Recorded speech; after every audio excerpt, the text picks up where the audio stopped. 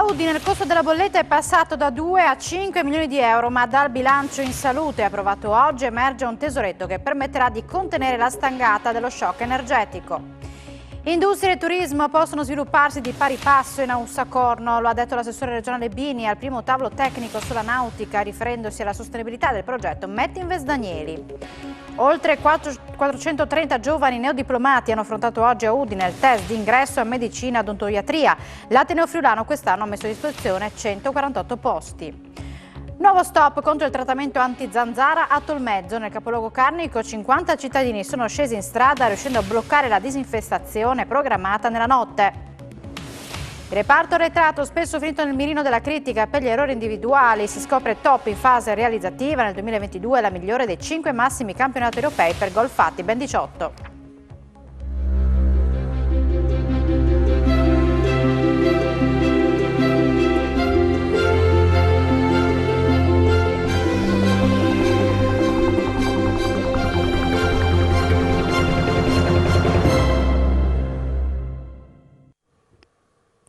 Buonasera, ben ritrovati a un nuovo appuntamento con l'informazione di Telefriuli. Caro energia e bollette alle stelle spaventano i cittadini, imprese ed enti pubblici. Al comune di Udine il costo della bolletta è passato da 5 a 10 milioni di euro, ma dal bilancio in salute approvato oggi emerge un tesoretto che insieme ai risparmi nel riscaldamento di scuole e uffici consentirà di attenuare la stangata dello shock energetico.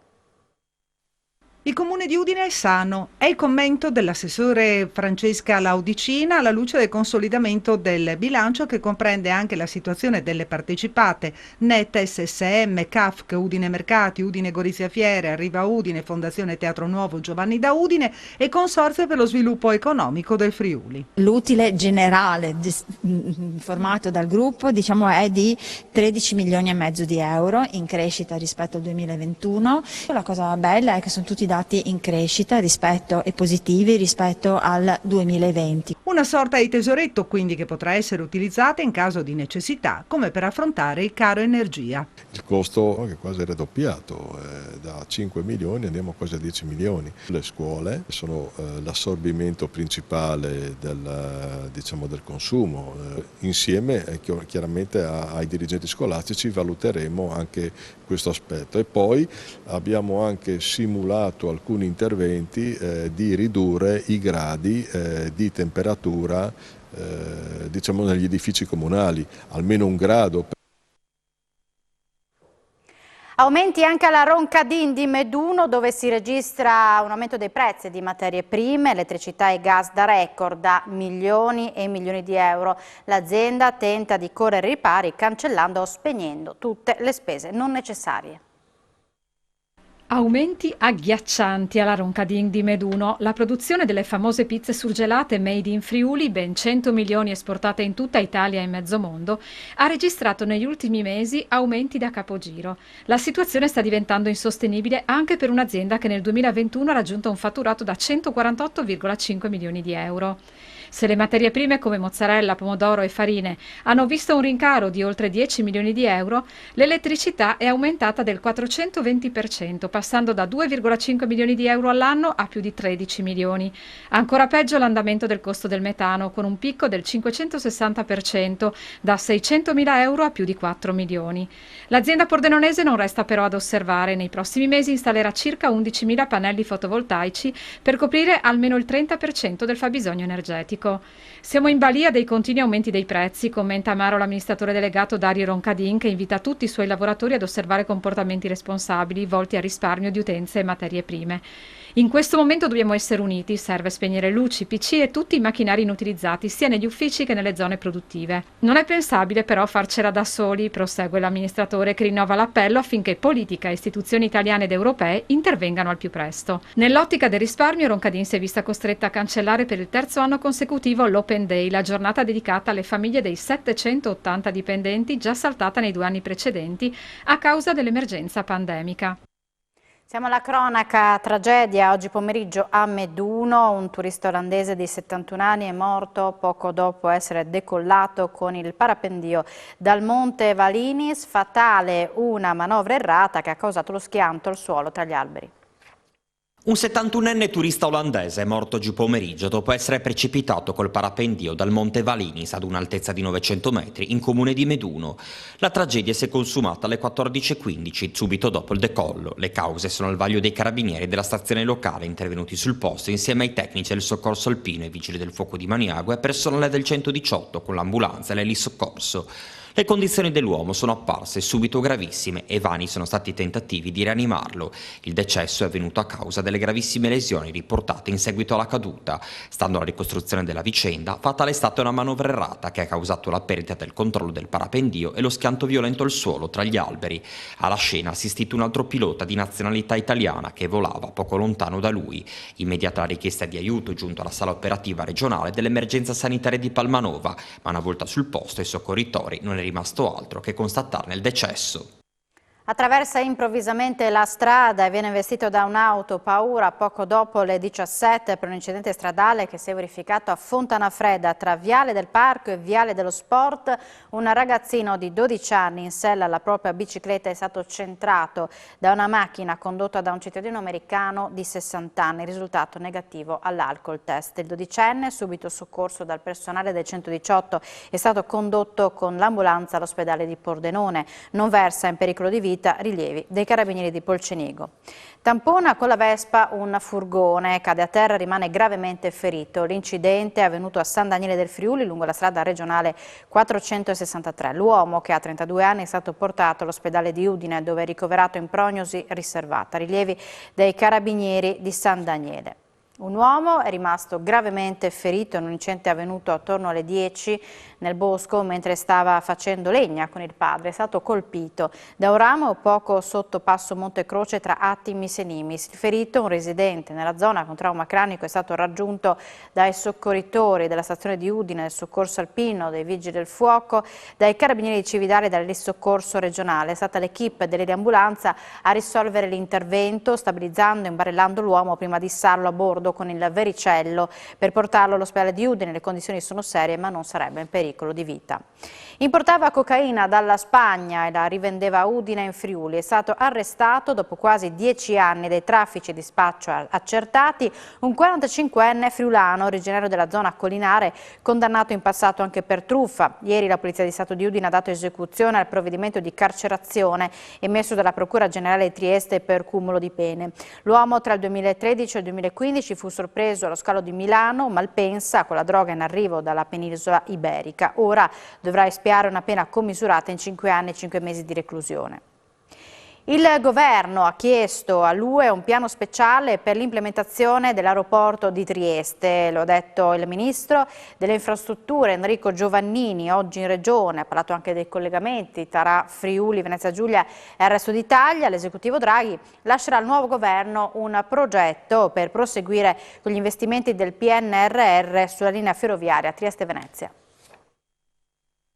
Restano chiaramente degli investimenti da fare, uno di questi è la connessione Venezia-Trieste che lasceremo, diciamo così, come proposta, come suggestione al futuro governo, ma non è solo l'attraversamento di questo arco straordinario del nostro territorio ferroviario che conta. Come lei ha detto, c'è un tema di potenziamento anche del trasporto su gomma e c'è un tema di connessione dell'aeroporto di Trieste con il resto d'Italia e con il resto d'Europa. Stiamo discutendo con la Commissione europea proprio per riconoscere a Trieste una specificità perché, come ho detto prima, i tanti centri di ricerca e questo accordo lo dimostra, la necessità di avere rapporti continui con il resto d'Europa dovrebbero indurre la Commissione europea a riconoscere a Trieste, all'aeroporto di Trieste, uno status particolare. L'accordo al quale il ministro Giannini ha fatto riferimento è quello siglato oggi tra società private per il collegamento tra il porto di Trieste e la Lituania. Un asse fondamentale per tutta l'Europa, ha commentato il presidente della regione Massimiliano Fedriga. Un nuovo collegamento dal porto di Trieste alla Lituania per far crescere il traffico merci senza impattare su quello su strada. La società Alpe Adria e la Summer & Co Shipping di Trieste hanno firmato l'apertura del nuovo corridoio intermodale con la società ferroviaria lituana AB LTG Cargo e la Duisport Agency, alla presenza del ministro delle infrastrutture italiano Enrico Giovannini e dell'omologo lituano Marius Kuidos, che si sono intrattenuti anche in un incontro bilaterale. L'obiettivo dell'accordo è di avviare e sviluppare il trasporto merci tra Kaunas e il porto di Trieste e Monfalcone anche attraverso il porto interno di Duisburg e il sistema logistico interno del Friuli Venezia Giulia, nonché a sviluppare trasporto merci in altre direzioni tra le regioni del Mar Baltico, i paesi scandinavi e l'Italia.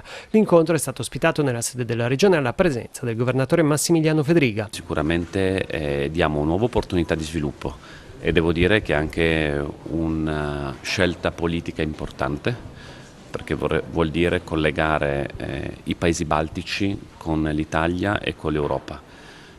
Un asse fondamentale per tutta l'Europa, quindi non soltanto per il Friuli Venezia Giulia, e noi anche in questo caso dal punto di vista dei collegamenti logistici siamo e risultiamo strategici, viste anche la tensione internazionale che oggi il mondo sta vivendo. Giovannini ha sottolineato come il ruolo dei porti debba essere sempre più rivolto anche alla produzione delle merci, rimarcando la grande crescita di Trieste e del Friuli Venezia Giulia, grazie anche alla presenza di importanti realtà scientifiche sul territorio.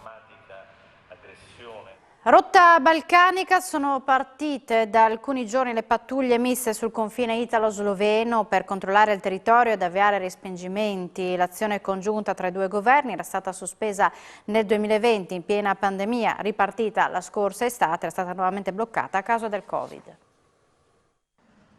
Sono tornate operative venerdì scorso, il 2 settembre, le pattuglie miste Polizia di Stato e Polizia Slovena per controllare il confine tra i due paesi e avviare fin da subito i respingimenti nel caso di rintracci di migranti.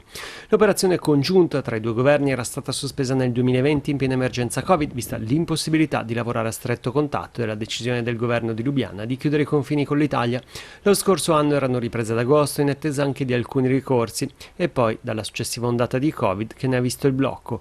Quest'anno l'attività invece è ripartita a pieno regime solamente la settimana scorsa. Secondo Lorenzo Tamaro, segretario del SAP, Sindacato Autonomo di Polizia in provincia di Trieste, il lavoro congiunto è partito troppo in ritardo e senza il necessario aumento di personale che viene richiesto da tempo. In base ai dati resi noti dalla Regione, con l'assessore all'immigrazione per Paolo Roberti, gli arrivi sono stati circa 8.000. Dalla Prefettura non vengono forniti numeri precisi, ma si parla di dati in linea con il 2021 e proprio Roberti va all'attacco. Decidere di ripristinare i controlli congiunti appena a settembre equivale a chiudere la stalla quando i buoi sono scappati. Statistica alla mano, infatti, i flussi più intensi lungo la rotta balcanica si esauriscono con la fine di agosto. Il leader della Lega, Matteo Salvini, è da ieri sera in Regione, prima a Marano Lagunare, questa mattina al Sacrario di Re di Puglia, poi a San Daniele, alla Biblioteca Guarneriana, ultima tappa a San Vito al Tagliamento. Orgoglioso di venire in Friuli, un modello per il Paese, ha detto, indicando anche le parole chiave di questa campagna elettorale. Per me, per la Lega, il Friuli Venezia Giulia è un modello a livello nazionale, da Massimiliano Fedriga alla squadra della Regione, ai sindaci, veramente sono orgoglioso quando vengo in terra friulana di quello che la Lega fa, delle promesse che manteniamo e quindi non vedo l'ora che arrivi il voto del 25 settembre perché penso che sarà un plebiscito. L'anno prossimo si vota anche in capoluogo a Udine, quindi io vado già avanti, quindi riconfermare Massimiliano in Regione, riconfermare il sindaco di Udine e portare tanto Friuli Venezia Giulia a Roma fra 20 giorni. Ma quali sono le parole chiave di questa campagna elettorale? Lavoro. Adesso, domani, dopodomani bollette di luce e gas. Sto insistendo con tutti gli altri partiti perché sia in Europa che in Italia si approvi un intervento urgente, un decreto urgente per bloccare gli aumenti di luce e gas. Tutto il resto viene dopo, ci si può dividere su tutto il resto, ma veramente io trovo imprenditori, negozianti, artigiani, pensionati, sindaci disperati perché non ce la fanno e temono di avere la luce e il gas staccati. Quindi 30 miliardi si devono trovare, l'Europa che ci ha portato sulla strada delle sanzioni contro la Russia deve proteggere le famiglie e i lavoratori italiani e quindi il lavoro. Una volta bloccati gli aumenti delle bollette, lo stop alla legge Fornero, l'estensione della flat tax al 15%, lo stop delle cartelle di Equitalia, il blocco dell'immigrazione clandestina, sarà tutto possibile da fare, però se non si blocca l'aumento delle bollette di luce e gas rischiamo il disastro. Le aziende del Pordenonese cercano 120 lavoratori ma non li trovano. Un recruiting day promosso da Adecco e Regione Friuli-Venezia Giulia per assoldare giovani e non. Appuntamento il 6 ottobre al Polo Tecnologico di Pordenone. Un recruiting day per selezionare 100 nuovi profili aziendali è quello che si terrà il 6 ottobre al Polo Tecnologico di Pordenone grazie alla partnership tra la Regione Friuli-Venezia Giulia e l'agenzia Adecco. Sembra quasi impossibile, ma è così, il lavoro c'è e anche in abbondanza, ma mancano i lavoratori, un aspetto che va nettamente controtendenza rispetto al passato. Abbiamo con noi oggi 6 aziende che cercano 120 profili distribuiti nell'area produttiva e logistica, nell'area amministrativa e nell'area tecnica. Diversi profili, 25 profili diversi, quindi è un'opportunità per le persone che sono alla ricerca di un lavoro di poter colloquiare quel giorno direttamente con le aziende che stanno cercando questi profili. Questa è una delle tante iniziative che facciamo in collaborazione appunto con la Regione, diciamo una collaborazione virtuosa perché il pubblico e il privato in questo momento devono agire insieme per dare delle reali prospettive ai cittadini, ai lavoratori, a chi cerca lavoro ma anche a chi vuole cambiarlo o a chi deve reinserirsi nel mondo del lavoro. Un mercato ancora dinamico, ma alcune riflessioni dovranno essere fatte eppure in fretta. Abbiamo il polso di una situazione che sta rapidamente evolvendo, il mercato è ancora dinamico, ma devo dire che le nubi che si addensano fanno porre alla Regione molta attenzione sulla qualità del lavoro e sulle modalità di inserimento all'interno del mondo del lavoro. Oltre 430 giovani neodiplomati hanno affrontato oggi a Udine il test d'ingresso a medicina e odontoiatria. L'Ateneo Friulano quest'anno ha messo a disposizione 148 posti.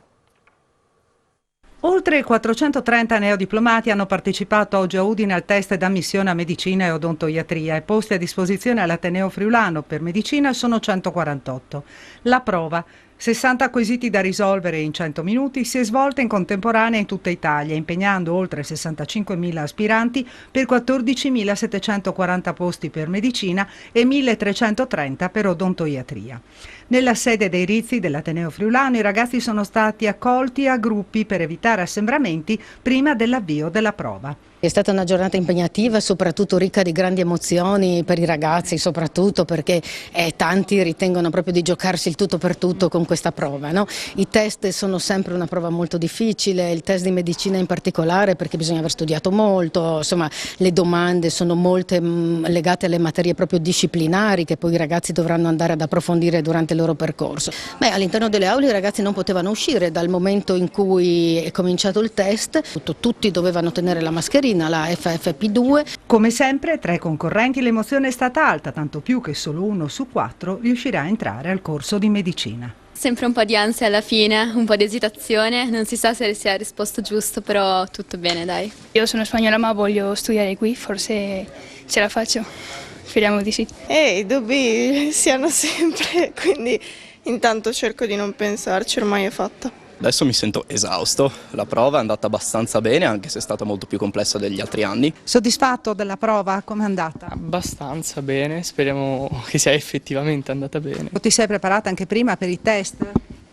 No, io non mi sono preparata, ma medicina non è più la mia prima scelta, quindi comunque sono contenta di come sia andata. Audizione questa mattina in Consiglio regionale per gli ordini delle professioni infermieristiche che hanno avanzato delle proposte per invertire il trend che sta portando a un calo degli operatori. Incentivi sia economici ma anche legati ad appartamenti e visite agevolate sono alcune delle richieste che i rappresentanti degli OPI, l'albo delle professioni infermieristiche, hanno presentato alla terza commissione del Consiglio regionale. Rendere più attrattiva la professione, soprattutto verso i giovani, perché bisogna che vi sia effettivamente qualcuno che faccia anche un'opera di convincimento verso i giovani e che li porti verso la professione. Non è semplice, abbiamo visto che anche aumentando i numeri in università, della facoltà infermieristica, non arrivano a quelli che erano una volta, quindi bisogna muoversi innanzitutto su questo, lavorare a medio e a lungo termine. Esiste poi il tema delle aggressioni al personale sempre più incessanti. Il vicepresidente della regione Riccardo Riccardi ha sottolineato che nel 2017 gli infermieri del servizio sanitario regionale erano 7.352, passati al giugno scorso a 7.808, e ha comunque confermato la necessità di altre 1.000 unità, ma resta da capire come fare a reclutarli viste le limitazioni nazionali. Inoltre, ha specificato Riccardi, il numero di operatori ogni 1.000 abitanti è in Friuli Venezia Giulia di 6,5 contro il 4,5 della media nazionale, dato che condiziona la regione dal poter implementare il fondo accessorio. Negli ultimi 10-15 anni non sono state fatte politiche sul personale e di questo oggi paghiamo il prezzo, ha concluso Riccardi. E veniamo ai dati della pandemia: 5 decessi con Covid, 4 a Udine, 1 a Pordenone, sono stati rilevati nelle ultime 24 ore. Sempre oggi sono stati accertati 679 contagi al Covid, evidenziati attraverso 5.743 tamponi rapidi e molecolari, 2 pazienti gravi attualmente ricoverati in terapia intensiva, 137 le persone invece ospedalizzate negli altri reparti. Nuovo stop contro il trattamento antizanzara a Tolmezzo. Nel capoluogo carnico 50 cittadini sono scesi in strada, riuscendo ad ostacolare la disinfestazione programmata durante la notte. Annullata per la seconda volta la disinfestazione contro la zanzara portatrice del virus di Usutu e West Nile a Tolmezzo. 50 cittadini la scorsa notte sono scesi in strada con l'obiettivo di bloccare il trattamento già programmato e saltato anche il 26 agosto. L'intervento sarebbe dovuto partire a mezzanotte, come d'accordi con il servizio di prevenzione della regione, avrebbe coinvolto solamente alcune zone del capoluogo carnico, escludendo le frazioni. Una decisione presa a seguito della positività al virus Usutu rilevata in un volatile selvatico nel centro città e che avrebbe portato ad irrorare una sostanza antizanzara e adulticida in un raggio di 4 km a partire dal punto zero, evitando di avvicinarsi alle stalli e ai circa 60 apiari presenti nell'Interland. Per evitare la disinfestazione, i manifestanti si sono dati appuntamento nella zona della piscina, del campo sportivo, dell'ospedale e delle scuole, costringendo l'addetto al trattamento a fare marcia indietro. Non sono stati registrati problemi di ordine pubblico, ma il sindaco Roberto Vicentini, che già nei giorni scorsi aveva provato a mediare e ad ascoltare le istanze di apicoltori, allevatori e cittadini contrari, è rimasto piuttosto meravigliato. Se la volta scorsa avevo preso tempo per cercare di fare delle valutazioni, ha commentato il primo cittadino a Telefriuli, nei giorni scorsi avevo tentato di spiegare il motivo dell'ordinanza e del trattamento. La disinfestazione al momento è solo rinviata, ha riferito Vicentini. Modalità e tempi però saranno decisi nella riunione che si terrà giovedì mattina con i responsabili dell'azienda sanitaria. Al via questa mattina a Udine un tavolo con i rappresentanti di Assonautica Assomarina, ai quali l'assessore regionale alle attività produttive e al turismo Bini ha illustrato gli investimenti che si stanno progettando nell'area industriale della Ussacorno. L'attenzione alla sostenibilità ambientale degli investimenti previsti nell'area industriale della Ussacorno è stata e sarà massima. L'assessore regionale alle attività produttive e turismo Sergio Bini ha rassicurato così i rappresentanti delle associazioni di categoria, operatori economici e turistici di Lignano e Grado, in occasione della prima riunione del tavolo tecnico sullo sviluppo della nautica regionale questa mattina a Udine. Il riferimento è al progetto Metinvest Danieli da 1 miliardo di euro per la realizzazione di un laminatoio nell'area industriale su 82 ettari di terreno, che porterà alla creazione di 1 migliaio di posti di lavoro. La Regione ha fatto chiarezza sulle preoccupazioni emerse nel territorio, precisando che l'impatto ambientale sarà contenuto sia dal punto di vista delle emissioni che visivo. A garantirlo sono il rispetto delle procedure di legge e il coinvolgimento nel percorso di esperti delle università di Udine e Trieste. Bini ha ricordato come la Regione investirà per l'infrastrutturazione dell'area 80 milioni di euro, 20 dei quali già stanziati in assestamento. Quanto ai dragaggi sul Corno, ha evidenziato come il sedime, circa 1.300.000 metri cubi, verrà utilizzato per innalzare la quota mare e per creare barene. La regione Friuli Venezia Giulia, guardi, ha delle ricchezze meravigliose che si chiamano manifatturiero, ma ha anche un'altrettanto importante ricchezza che si chiama turismo. Ci mancherebbe altro se la regione Friuli Venezia Giulia non cercherà di coniugare non solo oggi ma anche per un domani come dire, una crescita e un equilibrio tra le parti.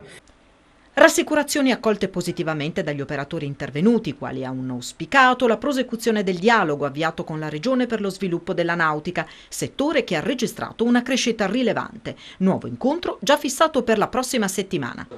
La nostra collaborazione con l'amministrazione regionale sarà sempre piena, a massima, che aspettiamo altrettanto da questa amministrazione. Abbiamo fiducia chiaramente nelle istituzioni, eravamo qui anche per orare la causa di provvedimenti che portino ad uno sviluppo della nautica e a una valorizzazione di quell'asset che è la laguna di Marano e Grado, che tanti ci invidiano. Parliamo di turismo, che è stata davvero una stagione da incorniciare, con Lignano che ha fatto registrare un vero e proprio boom di presenze, ben più 9,7% rispetto al 2019, l'anno dei record prima della pandemia. Sentiamo l'assessore Bini. Seppur non definitivi, perché stiamo parlando ancora di dati non definitivi, ma sì, dati che mi hanno assolutamente stupito. Ero convinto ci fosse una crescita del 5-6% rispetto all'anno dei record, invece è uscito questo dato meraviglioso. E questo dà comunque seguito a quella che era un'analisi che noi avevamo fatto fare da Demoscopica, la quale indicava la regione Friuli Venezia Giulia come una delle regioni più ricercate, soprattutto negli ultimi anni dal punto di vista turistico, tant'è da metterci al pari di regioni che storicamente erano ben più blasonate, tipo la Toscana, il Veneto, il Trentino Alto Adige, quindi con delle città eccellenti come Apil, Trieste in primis, ma località balneari come Grado, Lignano Sabbiadoro, la montagna, insomma un ecosistema turistico assolutamente importante. Andiamo a Udine, al quartiere Aurora, dove la prevenzione passa attraverso il consultorio familiare, il cui funzionamento con un nuovo progetto mirato è stato deciso dalla Giunta Comunale, che oggi ha anche approvato iniziative a favore dei bambini ucraini. Favorire la crescita armonica dei minori dalla scuola dell'infanzia alla secondaria di primo grado, prevenendo gli eventuali problemi delle situazioni già a rischio. È uno degli scopi del consultorio familiare Friuli con sede nel quartiere Aurora, che propone il progetto Noi adulti insieme oggi per il loro domani, lanciato dal Comune di Udine, da anni impegnato nell'ambito del progetto OMS Città Sane. È un progetto che è rivolto a aprire degli sportelli di sostegno e supporto di tipo individuale per i giovani, per i bambini che frequentano dalle scuole materne fino alle scuole medie, ma anche per gli insegnanti e per i genitori. La Giunta Comunale di Udine oggi ha anche approvato iniziative a favore dei bambini ucraini che vivono in città. I bambini ucraini iscritti nelle scuole dell'infanzia, nelle scuole primarie, nelle scuole secondarie di primo grado dei nostri 6 istituti comprensivi godranno della gratuità per quanto riguarda il servizio di ristorazione scolastica, perché è giusto che a questi bambini sia garantito un completo diritto allo studio. I prodotti agroalimentari della Regione e i percorsi di innovazione che stanno realizzando le imprese del territorio saranno al centro dell'iniziativa L'innovazione siede a tavola, promosso dal gruppo GEDI a Udine come anteprima di Friuli Doc. Ne abbiamo parlato con il direttore del Messaggero Veneto, Paolo Mosanghini. L'innovazione siede a tavola sarà il tema della tappa Udine dell'Alfabeto del Futuro, iniziativa dei giornali del gruppo GEDI che fa da apripista alla Kermesse Friuli Doc. L'appuntamento è fissato per mercoledì 7 settembre alle 17:30 a Palazzo Valvason Morpurgo. Tante le voci che si alterneranno per declinare il tema al centro dell'evento. Sul palco anche il presidente della Regione Massimiliano Fedriga, che sarà intervistato dal direttore della Stampa Massimo Giannini. Parleremo di innovazione. L'innovazione siede a tavola, il tema scelto proprio per anticipare l'evento appunto di Friuli Doc, in modo da unire tradizione e innovazione. Parleremo dei cibi friulani e dei percorsi di innovazione che stanno facendo le nostre aziende qui in Friuli.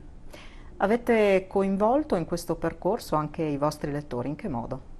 Abbiamo coinvolto i lettori attraverso un sondaggio che in queste ore sta andando molto sul nostro sito internet, su messaggeroveneto.it, dove i lettori possono votare su 4 prodotti.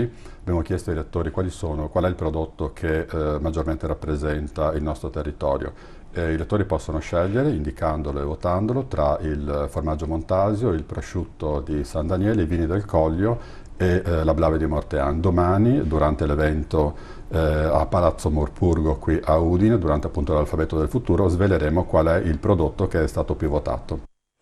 Enzo Salvi è in regione per le riprese del film Il diavolo e Dragan Zigano, un ruolo drammatico nel film poliziesco che si gira tra Udine e Pordenone. L'attore oggi è passato a Telefriuli. Enzo Salvi è arrivato qui a Telefriuli, ma in particolare in Friuli Venezia Giulia per le ultime sono le ultime 2 settimane del film, sì. Siamo partiti dal Trentino, siamo passati per Latina, Priverno e poi siamo atterrati qui tra Udine e Pordenone. In un film, e poi finiremo ad Ostia. Ad Ostia, in un film che ti vede un ruolo drammatico, forse sì. Non siamo tanto abituati, perlomeno io. Ma nemmeno io. Ah, nemmeno tu, meno male, perché noi siamo abituati a vederti sorridere. A dispensare risate, per questo stiamo insieme e ti vedo che mi guardi e ridi, la cosa mi fa piacere. Sì. E in questo ruolo come ti stai trovando? Beh, diciamo che è un'esperienza veramente per me professionalmente meravigliosa, che è reduce dal successo che è nato, cioè praticamente l'idea del film è nata tutto dal successo del corto Solamente tu, per la regia di Emiliano Locatelli, con il quale condividiamo la passione, soprattutto l'amicizia per il cinema e per la televisione.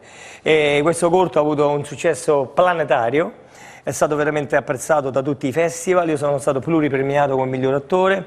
Da questo è partita l'idea di Emiliano, che aveva questa sceneggiatura chiusa nel cassetto, me l'ha fatta leggere e così l'ho convinto a renderla, a crearla, a concretizzare questo meraviglioso progetto. Facciamo un saluto finale tuo. Allora, prima di venire qui a Telefriuli mi ha fermata la gazzella di carabinieri, mi ha detto 10, poi gonfia dentro sto palloncino. Io ho detto sì, vabbè, mo ve lo gonfio, ma la prossima volta andate a giocare da un'altra parte, va. Vi invito qui tutti i precisi carucci e pettinati a Telefriuli per dire mamma mia come sto! Siamo in chiusura, subito dopo la pubblicità tutte le notizie sportive in Sport FVG. Grazie per l'attenzione, buona serata.